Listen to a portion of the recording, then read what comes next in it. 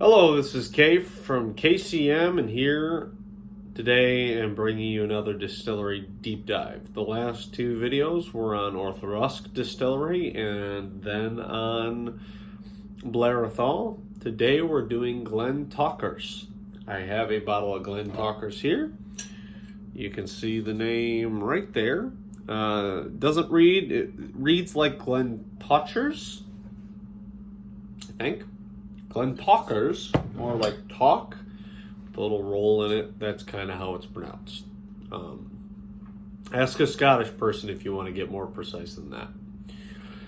Okay, so as a reminder, these distillery deep dives, they're meant to kind of highlight the facts of the distillery and not the bottle. But in this case, I do have a little glass of it alongside me to kind of talk a little bit about my bottle and some contrasting information from what I've seen out in the, of course, out in the whiskey market, whiskey reviewing forums. Okay, so let's start with a little bit. It is a Speyside, so these are your fast facts. It's a single malt Scotch distillery, so this is a Scottish distillery if you couldn't tell already by the name. Owner is Pernod Ricard, which is an $8.9 billion company. The last two distilleries we talked about were owned by Diageo. So Pernod Ricard is a little smaller than Diageo, but similar magnitude, very, very prominent in the liquor industry, and really owns quite a few Scotch distilleries. So this distillery is a huge portion of what they own. Huge.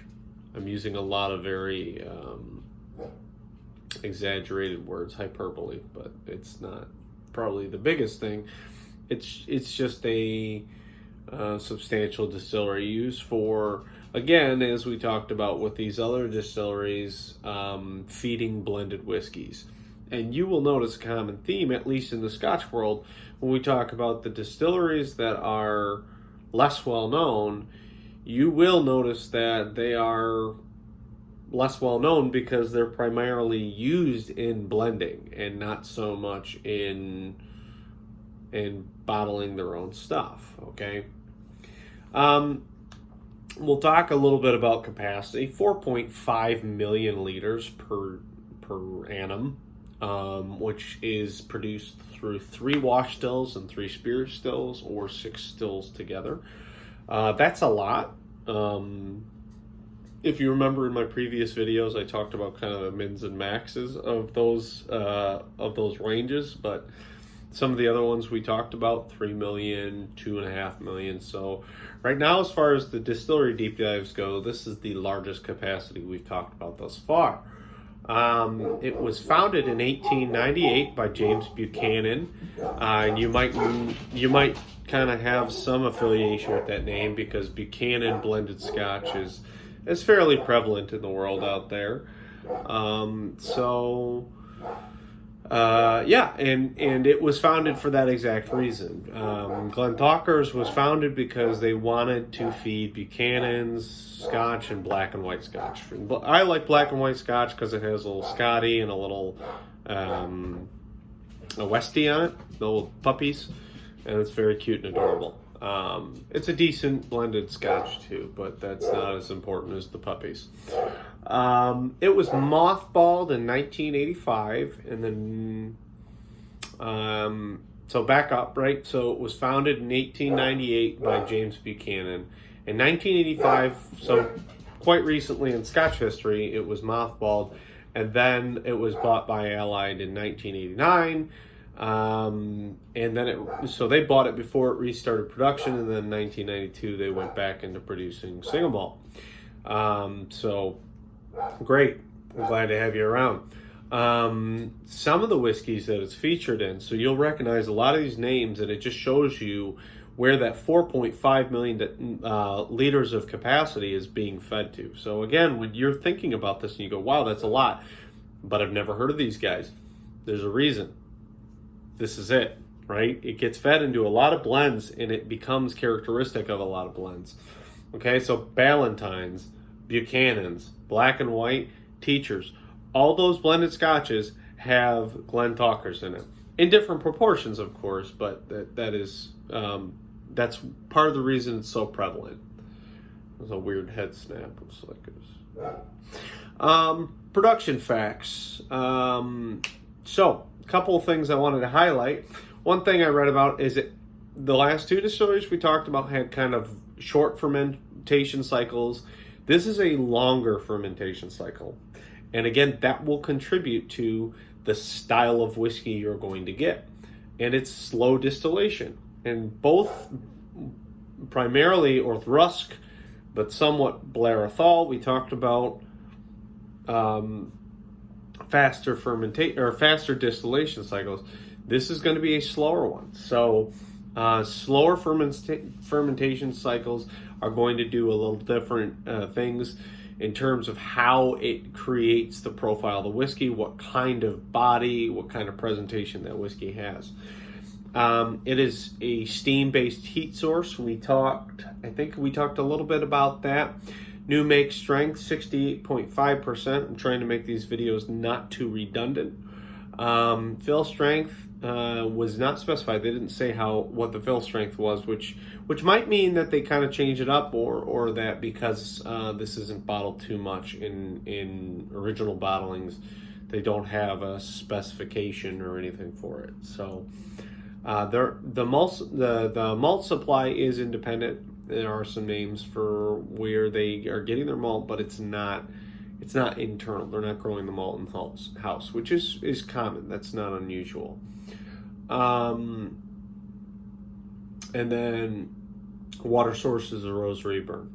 Fun fact. Okay. Okay, so now let's talk a little bit about pot stilling, because I have some fun facts in here. Well, I have a fun fact in here. I try and pick out something that I think is notable or unique about a distillery when I start looking at doing a distillery deep dive. This one has something very unique, so kind of a claim to fame. Glentauchers started looking at doing a hybrid distillation method, which would be considered a blend of doing a continuous still or a coffee still style, and then a pot still style. So these are independent of each other. A hybrid style is they call it continuous pot distilling, but it essentially tries to kind of emulate that pot style without the disruption of basically having batching. So I don't know a whole lot about their method in terms of how they did that and what it looked like. So obviously it wasn't something that stuck for them, but that is something that is required out of single malt. You have to be pot stilled. It has to be batch processed. So if you create a method where you can continue to have, by the way, let me back up. So when you talk about a blended scotch and you have malt whiskey and then grain whiskey, that's one primary differentiator, is grain whiskey can be continuously stilled, and malt whiskey can't. Malt whiskey has to be pot still. So there's also the content portion of it where you have corn and other sorts of grains in your grain whiskey, hence the name, but it is often kind of overlooked that you have the continuous distillation method, which contributes to the flavor profile. It is a very distinct difference when you look at continuous distilling and pot stilling. Okay. Let's talk about bottles. So, of course, as you've already seen, we have a bottle here, and I will try and save kind of some of my commentary on this for later because I'm not prepared to do a review on it, but it is for tasting, and I found some interesting notes on this one. There is in 2017 a bottling that was released as a 15-year Ballantines. So it was under the Ballantines name, but it was a Glentauchers 15-year single malt. However, and I use this however very very heavily, it is a 40% alcohol by volume bottling. So this very much is like as bad or worse than some of your large manufacturers, Macallan, Glenlivet, Glenfiddich, etc., who are not bothering to go above the C minus passing type of work, right? I'm doing the legal minimum. I made it 40% alcohol by volume because that's where I make my profit. Not great. I haven't tried it, of course, but that's something you can look out for if you want to. Gordon and MacPhail does bottlings of Glentauchers frequently. I obviously have an independent bottling. That's not Gordon and MacPhail. This is Chieftains. And then there's a company, Single Cask, I think it is. They got a little metal pendant on it. It's a square bottle. Looks kind of like I heard it described as a gin bottle. And that is a bottle that I think in 2018, Ralphie, one of my big inspirations for whiskey reviews, did a review of a Glentauchers. So I would highly recommend you check that out if you kind of want to learn a little bit more about a Glentauchers. That one particularly, he had very, very positive things to say about it. Okay. Before I talk about this, I'll get into credits a little bit just to kind of make sure we have that out of the way. Scotchwhiskey.com, Wikipedia. And in this case, we'll talk a little bit about Ralphie's perception of things. So I want to plug Ralphie.com or Ralphie Reviews or whatever his YouTube channel is. You'll find him. Ralphie, he's the very eclectic, Scottish sounding guy. He lives on the Isle of Man, so I don't know if Scottish is empirically correct, but anyway. Okay, so with credits out of the way, let's talk a little bit about the bottle. I've kind of foreshadowed this a few times. Glentauchers. Why am I, because at the end of these distillery deep dives, I have kind of finished with this statement of like, would I go buy a bottle? When I talked about Blair Athol, I was like, yes, go try it for sure. Now, I have one bottle to go off of. Here's a glass of it. Now, what I have found in exploring this glass is, and I want to try it to make sure that my opinion hasn't changed, because when I opened this bottle, it was fairly new. I was sick at the time that I tried it first, so there was a lot going on with me. I've tried it subsequent times, but my opinion hasn't changed much. But always when you have kind of, I guess when I have a negative opinion of Scotch or a less than thrilled opinion of Scotch, I always try and proof that opinion and make sure it's not skepticism or ignorance, or I'm not rushing it, or what have you. But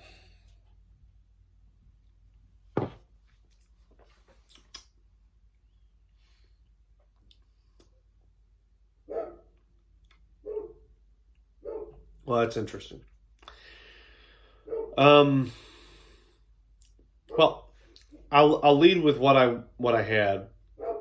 I'll tell you a little bit about what I'm experiencing now, and I'll give you something to take away. So, what I had was, I wasn't impressed. I'm sure the foreshadowing, if you were a reasonably intuitive person, you would have gone, he's going to say he didn't like it. It's not that it was bad to drink. Just wasn't incredible.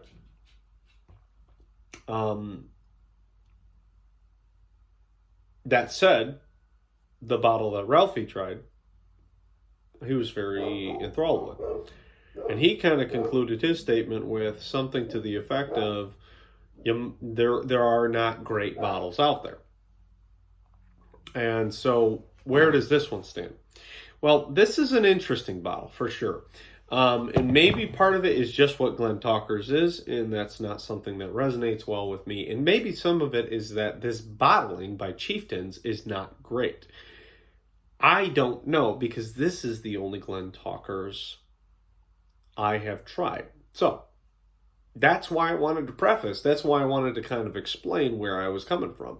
I've heard great things about the distillery, and that certain bottlings at a certain age, specifically, above the 10, 12-year mark, older bottlings, middle-aged, if you will, are fairly enjoyable.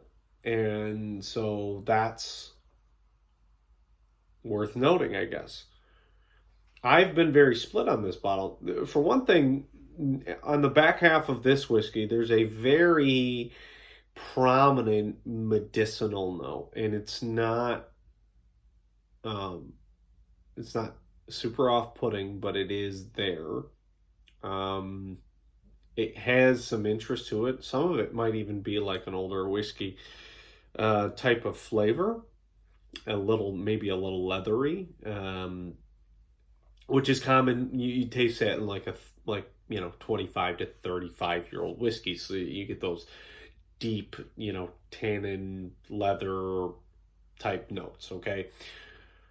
So some of that's good, some of it's a little whatever, but it's what I normally notice in whiskeys that I feel are underdone is this quick taper off of flavor. So before you even get a chance to really understand what's there, you're kind of like, oh wow, there's some flavor. Oh, it's gone.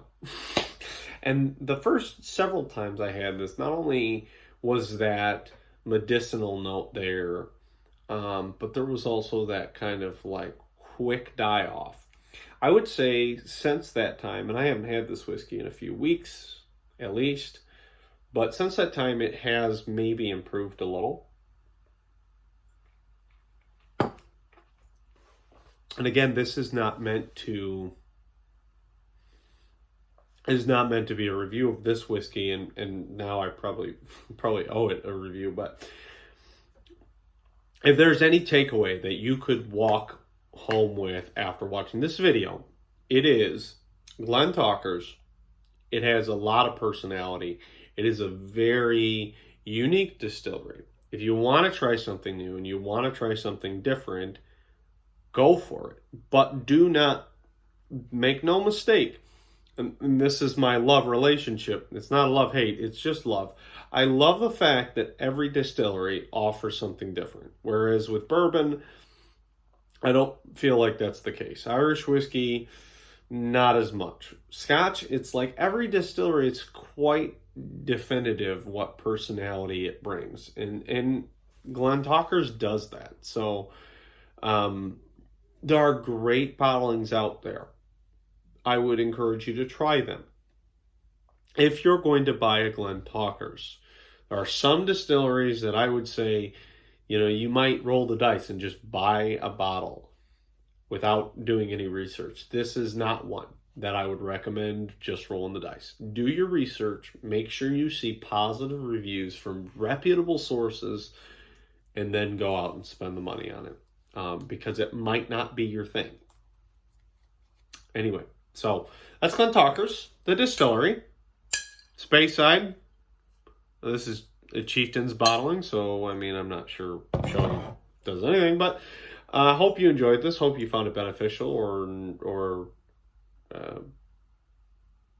educational. That's the word. It's not a hard word.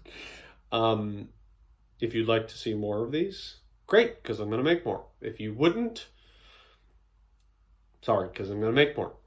This has been Kay from KCM.